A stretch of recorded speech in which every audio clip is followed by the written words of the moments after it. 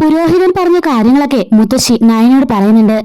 നയന പറയാണ്, അമ്മേ തൽക്കാലം ഈ വിവരങ്ങളൊന്നും അനിയും മുത്തശ്ശിനും അറിയണ്ട. അനി ഒന്നാമത് എടഞ്ഞു നിൽക്കുക വിവാഹത്തിന്, അതുകൊണ്ട് അവനോട് ഈ കാര്യങ്ങളൊന്നും പറയണ്ട എന്ന് പറയുന്നുണ്ട്.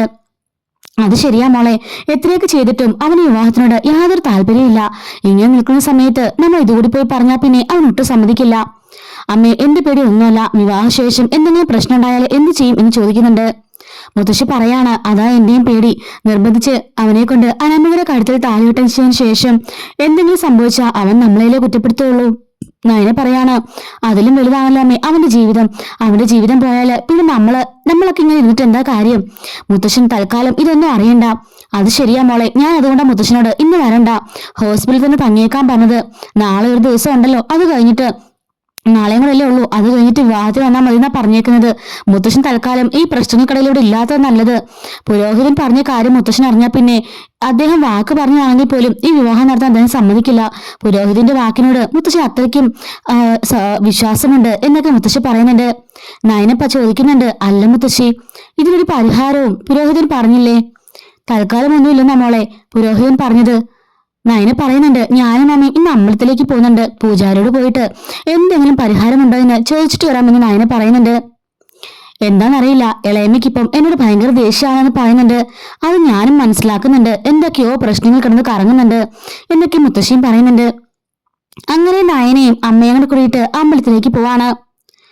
പൂജാരി ചോദിക്കുന്നുണ്ട്, അല്ല മോളുടെ അമ്മ എവിടെയും ചോദിക്കുമ്പോൾ ആൽത്തറയിലേക്ക് പോയി എന്ന് പറയാണ്. ആ വിവാഹം കഴിഞ്ഞ പെൺകുട്ടികൾക്ക് വിശേഷമായില്ലെങ്കിൽ അവിടെ പോയി തൊട്ടിൽ കെട്ടുന്ന പതിവാണ്. അവിടെ പ്രാർത്ഥിച്ചാൽ മതി, അവർക്ക് സന്താനഭാഗ്യം ഉണ്ടാവും. മോളുടെ വിവാഹം കഴിഞ്ഞിട്ടും കുറെ കാലം ആയില്ലേ, ഇതുവരെ വിശേഷമൊന്നും ആയില്ലല്ലോ. എന്തായാലും അവിടുത്തെ പ്രാർത്ഥന ദേവി സ്വീകരിക്കും എന്ന് പറയുന്നുണ്ട്. പിന്നെ പ്രശ്നങ്ങളെല്ലാം മോൾ പറഞ്ഞപ്പോ എനിക്കൊരു കാര്യം മനസ്സിലായി. ആ പയ്യന്റെ ജാതകത്തില് നല്ല ദോഷമുണ്ട്. ഇതിന് വാഴക്കല്യാണം എന്ന് മോള് കേട്ടുണ്ടെന്ന് ചോദിക്കാണ്. ആ കേട്ടുണ്ട് തിരുമേനി പറയുമ്പം ലക്ഷണമൊത്ത ഒരു വാഴേനെ കൊണ്ട് ആദ്യം അനിയെ താലി കെട്ടിക്കുക, താലിട്ടതിന് ശേഷം ആ വാഴ മുറിച്ചു കളയുക. അതോടുകൂടി അയാളുടെ ആദ്യ വിവാഹത്തിലെ ദോഷങ്ങളൊക്കെ മാറും. രണ്ടാമത്തെ കല്യാണമായിട്ടാണ് ഇനി അനാമിക വിവാഹം കഴിക്കാൻ പോകുന്നത്. അതുകൊണ്ട് ആ വിവാഹബന്ധം നിലനിൽക്കും. ഞാൻ ചോദിക്കാണ്, അല്ല താങ്കള് അന്ന് വീട്ടിലേക്ക് വന്ന് നോക്കിയപ്പോ ജാതകം നോക്കിയപ്പോ ഈ കാര്യങ്ങൾ അറിയില്ല എന്ന് ചോദിക്കുമ്പോൾ എനിക്കും എന്തോ ഒരു ദോഷം പറ്റിയിരുന്നു. ഞാനന്ന് അദ്ദേഹത്തിനോടും മുത്തശ്ശിയോടുമൊക്കെ പറഞ്ഞായിരുന്നു കുറച്ച് വഴിപാടുകളും കർമ്മങ്ങളൊക്കെ ചെയ്യാന്. അതൊക്കെ ചെയ്തിട്ടും അവർക്കിടയിലുള്ള ദോഷങ്ങളൊന്നും മാറുന്നില്ല. ഈ വിവാഹബന്ധത്തില് എനിക്കും നല്ലൊരു ഇത് തോന്നുന്നില്ല എന്നാ പൂജാരി പറയാണ്. പക്ഷെങ്കില് വിവാഹനാൾ അടുത്തുപോയി പൂജാരി. നാളെ തന്നെ വിവാഹമാണ്, മുത്തച്ഛനാ വാക്ക് കൊടുത്തത്. അതുകൊണ്ട് ഒരിക്കലും ഒരു പെൺകുട്ടിയുടെ കണ്ണീര് കാണാൻ സാധിക്കില്ലല്ലോ. അതുകൊണ്ട് വിവാഹം നടത്താൻ തീരുമാനിച്ചിരിക്കുകയാണ് എന്ന് പറയുന്നുണ്ട്. മേൽശാന്തിയോട് വീട്ടിലേക്കൊന്ന് വരാൻ പറയണം എന്നും പറഞ്ഞിട്ട് നയന പോവാണ്. ഞാൻ പറഞ്ഞേക്കാം മോളെന്ന് പറയുന്നുണ്ട്.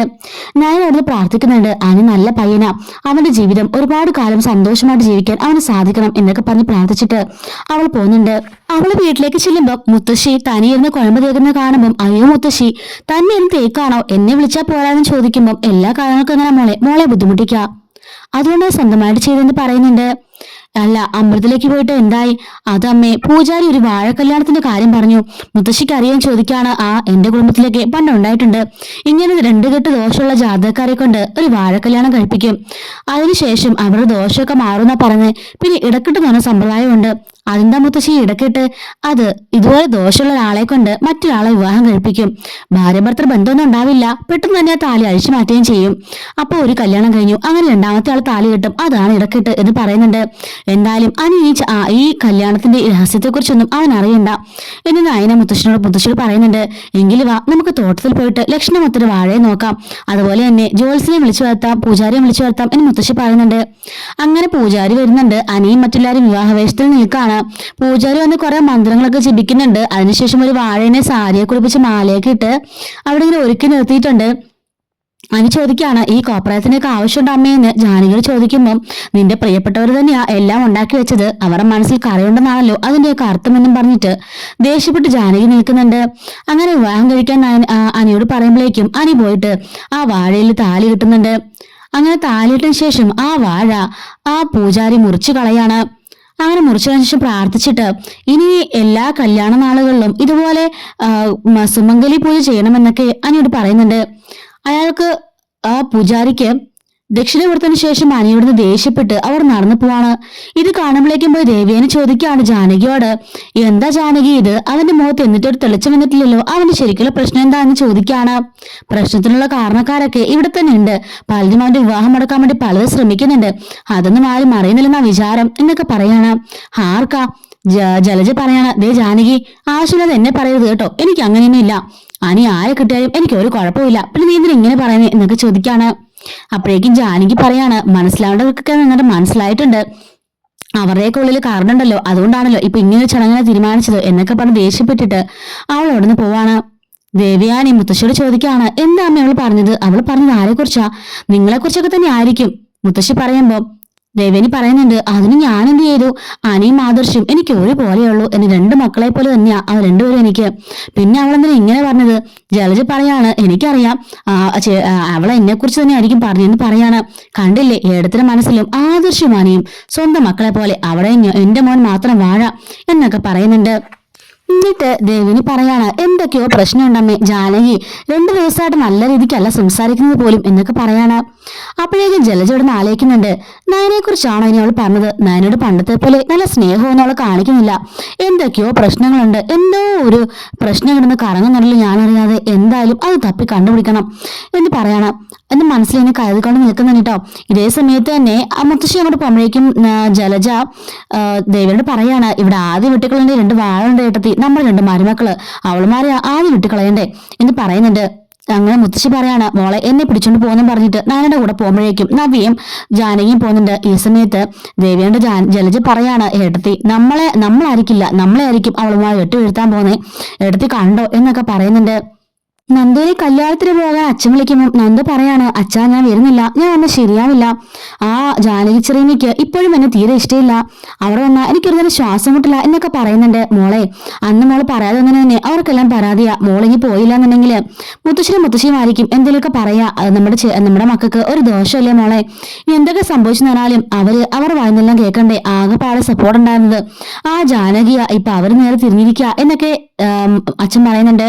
നമ്മള് അവിടുത്തെ 2 മരുമക്കളുടെ അച്ഛനും അനിയത്തിയല്ലേ, നമ്മൾ പോകാൻ ശരിയാവില്ല, അതുകൊണ്ട് മോള് വാ, എല്ലാ വിഷമങ്ങളും മറന്ന് അവിടെ സന്തോഷത്തോടെ ചിരിച്ചു കളിച്ച് നടക്കണം, എങ്കിൽ മാത്രമേ നിന്റെ മനസ്സിൽ കാരണമില്ലെന്ന് അവർക്ക് തോന്നുള്ളൂ എന്നൊക്കെ പറയുന്നുണ്ട്.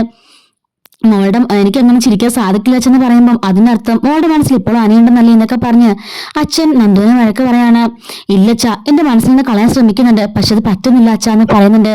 അവിടെ വന്ന് ഒരുപാട് പേരൊക്കെ കാണും, അവർക്കൊക്കെ നമുക്ക് സഹായം ചെയ്ത് കൊടുക്കണം, അപ്പൊ മോളുടെ മനസ്സിലെ വിഷമങ്ങളൊക്കെ അങ്ങ് മാറിക്കോളും. എനിക്ക് മനസ്സിലായി, അനാമയുടെ കാര്യത്തിൽ താലിയിടുന്ന കാണാനുള്ള ശക്തിയിലായിട്ടല്ലേ മോൾ ഇങ്ങനെയൊക്കെ പറഞ്ഞൊക്കെ ചോദിക്കുന്നുണ്ട്. നന്ദു അപ്പോഴേക്കും നല്ല വിഷമിച്ച് നിൽക്കുകയാണ്. 10 മിനിറ്റ് സമയം തരാം, പെട്ടെന്ന് ഒരുങ്ങിയിട്ട് വാ, നമുക്ക് അങ്ങോട്ടേക്ക് പോവാന്ന് പറയാണ്. അങ്ങനെ രണ്ടുപേരുടെ സ്കൂട്ടിൽ വന്ന് ഇറങ്ങുന്നുണ്ട്. ഇത് കണ്ടോണ്ട് നിൽക്കാണ് ആ സിറ്റൗട്ടിൽ ജാനകി വരുന്നുണ്ട് എന്നിങ്ങനെ മനസ്സിൽ കരുതാണ്. അങ്ങനെ രണ്ടുപേരും കയറി വന്നവാടെ ആഹാ, രണ്ടുപേരും വന്നെന്ന് ചോദിക്കാണ്. ആദർശിന്റെ മുത്തശ്ശിയും വിളിച്ചിട്ട് പെട്ടെന്ന് ഇങ്ങോട്ടേക്ക് വരാൻ പറഞ്ഞു, അതാ വന്നേന്ന് അച്ഛൻ പറയുന്നുണ്ട്. അല്ല, നിനക്ക് 10-20 വയസ്സ് കഴിഞ്ഞില്ലേ, കല്യാണപ്രായം ആയില്ലേ, നന്ദുവിന് വിവാഹം നോക്കുന്നില്ലെന്ന് ചോദിക്കാണ്. ഇപ്പോൾ പഠിച്ചുകൊണ്ടിരിക്കുകയല്ലേ, വിവാഹം വേണ്ടെന്നാ പറയുന്നേ, പിന്നെ നല്ലൊരു ബന്ധം ഒത്തുവരുവാണെങ്കിൽ നടത്തണം എന്ന് പറയുന്നുണ്ട്. അവർക്ക് വിവാഹം വേണ്ടെന്ന് പറഞ്ഞാലും അവർക്ക് വിവാഹപ്രായം ആയി നമുക്ക് തോന്നിക്കഴിഞ്ഞാല് പിടിച്ചങ്ങ് കെട്ടിച്ചേക്കണം, അതാ നല്ലതെന്ന് പറയുന്നുണ്ട്. അപ്പോഴേക്കും നയന വന്നിട്ട് ആഹാ അച്ഛനും മോളെ എത്തിയെന്ന് ചോദിക്കാണ്.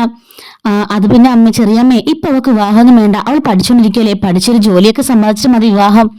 ജാനകി പറയുന്നുണ്ട്, അതെ വിവാഹം കഴിഞ്ഞാലും ജോലിയൊക്കെ പഠിക്കാനൊക്കെ പറ്റും, ജോലിയും മേടിക്കാൻ പറ്റും എന്ന് പറഞ്ഞ് ദേഷ്യപ്പെട്ട് അകത്തേക്ക് കയറി പോകുന്നുണ്ട്.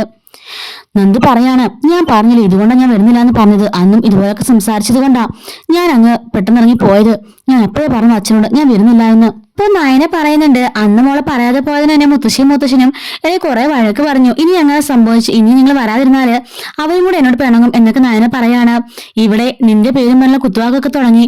അപ്പൊ നമ്മുടെ അച്ഛൻ ചോദിക്കുന്നുണ്ട്, അല്ല മോളെ, ഈ ആകപ്പാടെ മോക്ക് സപ്പോർട്ട് ഉണ്ടായിരുന്നത് ഈ പോയ ചെറിയമ്മയല്ലേ, അവരും തിരിഞ്ഞെന്ന് ചോദിക്കുമ്പോൾ അതേ അച്ഛാ, അവരും ഇപ്പൊ മോനെ വെച്ചൊക്കെ സംസാരിക്കുക, അനാമികയെ അന്ന് രക്ഷപ്പെടുത്തിയിട്ട് പോലും അവൾ ഒരു വാക്ക് പോലും നന്ദി പറഞ്ഞിട്ടില്ല, അവള് അതിനുശേഷം വിളിച്ച് ചെറിയമ്മയുടെ എന്തൊക്കെയോ പാര പണിയുന്നുണ്ട്, അതുകൊണ്ടാ ചെറിയമ്മ ഇതുപോലെ ദേഷ്യപ്പെടുന്നത്, അവളൊരു വാക്ക് പറഞ്ഞാൽ മതിയായിരുന്നു, അവൾ എന്തൊക്കെയോ പ്രശ്നം ഉണ്ടാക്കാൻ ശ്രമിക്കുന്നുണ്ടച്ചാ, അതുകൊണ്ട് എങ്ങനെയൊക്കെ സംഭവിക്കുന്നേ എന്നൊക്കെ നയന് പറയാണ്. മോള് വിഷമിക്കേണ്ട മോളെ, എല്ലാം മാറി മറിഞ്ഞോളും, നമ്മൾ ചെയ്യാനുള്ളതൊക്കെ നമ്മൾ ചെയ്യണമെന്ന് പറയുന്നുണ്ട്. നന്ദു ഇത് നീ ചിരിച്ചു കളിച്ച് നടക്കണം, അല്ലാതെ ഇങ്ങനെ സങ്കടപ്പെട്ട് നിന്നാല് അത് കൂടുതൽ വിഷയം ഉണ്ടാകത്തേ ഉള്ളൂ എന്നൊക്കെ പറയുന്നുണ്ട് കേട്ടോ. അങ്ങനെയാണ് ഇന്നത്തെ സ്റ്റോറി അവസാനിക്കുന്നത്. അപ്പൊ നാളത്തെ റിവ്യൂ നമ്മൾ നേരത്തെ തന്നെ അപ്ലോഡ് ചെയ്യുന്നതായിരിക്കും. മിസ് ആവാതിരിക്കാനായിട്ട് ചാനൽ ഇപ്പോൾ തന്നെ സബ്സ്ക്രൈബ് ചെയ്ത് വെച്ചേക്കണേ. Thanks for watching.